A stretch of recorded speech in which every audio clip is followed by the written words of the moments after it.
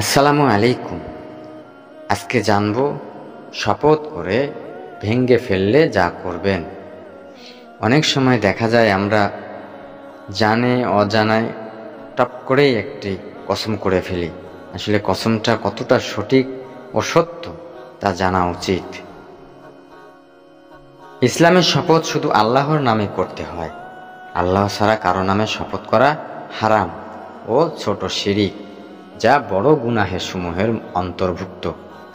আল্লাহ ছাড়া কোনো ব্যক্তি বা বস্তু যেমন ফেরেশতা, নবীজি সাল্লাল্লাহু আলাইহি সাল্লাম, কাবা, আমানত, নামাজ, বাবা মা বা কোনো দরবেশের নামে শপথ করা হারাম।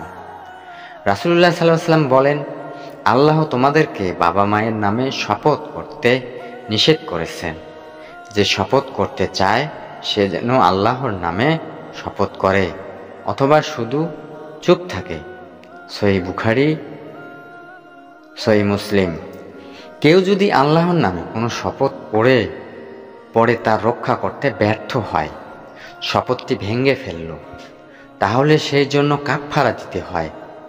কসমের কাফফারা হলো 10 জন দারিদ্র ব্যক্তিকে দুবেলা তৃপ্তি সহকারে খাবার খাওয়ানো, অথবা 10 জন দারিদ্র ব্যক্তিকে 1 জোড়া করে কাপড় দেওয়া। কসমের কাফফারার জন্য প্রাপ্তবয়স্ক 10 জন দারিদ্রকে দুবেলা তৃপ্তি সহকারে আহার করানো বা দুবেলা খাবারের মূল্য টাকা দিয়ে দেওয়া, অথবা তাদের প্রত্যেককে 1 জোড়া পরিধানের বস্ত্র দেওয়া আবশ্যক। এসবের সামর্থ্য না থাকলে 3 দিন রোজা রাখবে। এভাবে কাফফারা আদায় করার সামর্থ্য না থাকলে লাগাতার 3 দিন রোজা রাখতে হবে।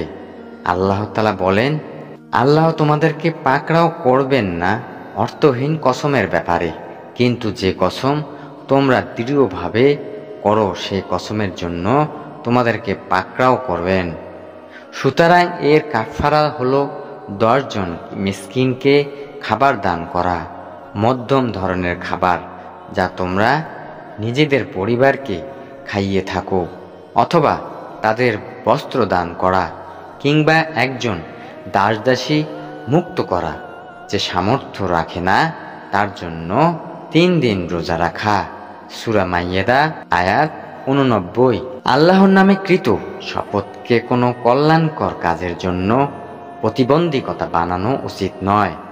কোনো কাজ করা বা না করার শপথ করার পর যদি মনে হয় শপথের বিপরীত কাজটি কল্যাণকর, তাহলে তার কর্তব্য শপথ ভেঙে কল্যাণকর কাজটি করা এবং শপথের জন্য কাফফারা দিয়ে দেওয়া।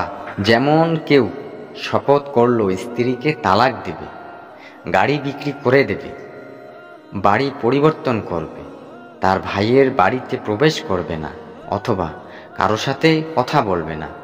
তারপর তার কাছে স্পষ্ট হলো যে তার শপথের বিপরীত কাজেই তার জন্য কল্যাণকর, তাহলে ওই শপথ ভেঙে কল্যাণকর কাজটি করবে। আব্দুর রহমান ইবনে মাসউদ রাদিয়াল্লাহু থেকে বর্ণিত, রাসূলুল্লাহ সাল্লাল্লাহু আলাইহি ওয়াসাল্লাম বলেছেন, কোনো কিছুর ব্যাপারে শপথ করার পরে সেটা ছাড়া অন্য কিছুতেই যদি কল্যাণ দেখতে পান, তাহলে কসমের কাফফারা আদায় করে যা কল্যাণকর তাই করুন। সহিহ বুখারী, সহিহ মুসলিম। আল্লাহ তাআলা আমাদেরকে অনর্থক বিরক্তকর কসম করা থেকে বিরত রাখুক। যে কসমে জীবনের ক্ষতি আনতে পারে সে কসম আমরা কখনোই করব না। জাযাকাল্লাহু খায়র।